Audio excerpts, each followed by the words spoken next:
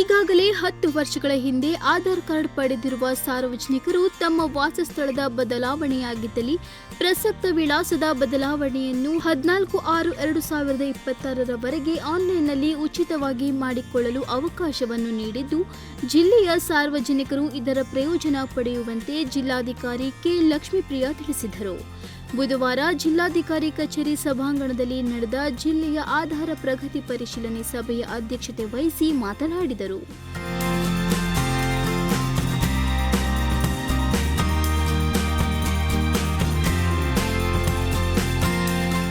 ಈಗಾಗಲೇ ಆಧಾರ್ ಕಾರ್ಡ್ ಪಡೆದಿರುವ 5 ವರ್ಷ ಮತ್ತು 15 ವರ್ಷ ಪೂರ್ಣಗೊಂಡಿರುವ ಮಕ್ಕಳ ಆಧಾರ್ ಅಪ್ಡೇಟ್ ಅನ್ನು ಎಲ್ಲ ಆಧಾರ್ ಕೇಂದ್ರಗಳಲ್ಲಿ ಉಚಿತವಾಗಿ ಮಾಡಲಾಗುವುದು ಎಂದರು.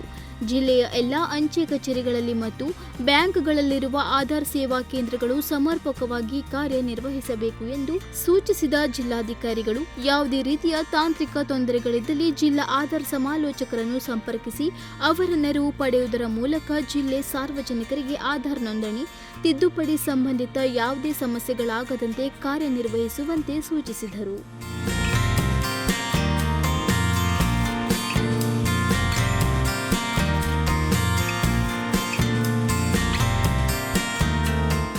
ಸಭೆಯಲ್ಲಿ ಅಪರ ಜಿಲ್ಲಾಧಿಕಾರಿ ಸಾಜಿದ್ ಮುಲ್ಲಾ, ಹೆಚ್ಚುವರಿ ಪೊಲೀಸ್ ಅಧೀಕ್ಷಕ ಕೃಷ್ಣಮೂರ್ತಿ, ಜಿಲ್ಲಾ ಪಂಚಾಯತ್ ಉಪಕಾರ್ಯದರ್ಶಿ ಪ್ರಕಾಶ್ ಹಾಲಮ್ಮನವರ್, ಬೆಂಗಳೂರಿನ ಆಧಾರ್ ಪ್ರಾದೇಶಿಕ ಕೇಂದ್ರದ ಮ್ಯಾನೇಜರ್ ಮೊಹಮ್ಮದ್ ಮುಸಾಬ್, ಜಿಲ್ಲಾ ಆಧಾರ್ ಸಮಾಲೋಚಕ ಮಹಾಬಲೇಶ್ವರ್ ದೇಸಾಯಿ ಹಾಗೂ ಲೀಡ್ ಬ್ಯಾಂಕ್ ಮತ್ತು ಅಂಚೆ ಕಚೇರಿಯ ಅಧಿಕಾರಿಗಳು ಹಾಜರಿದ್ದರು.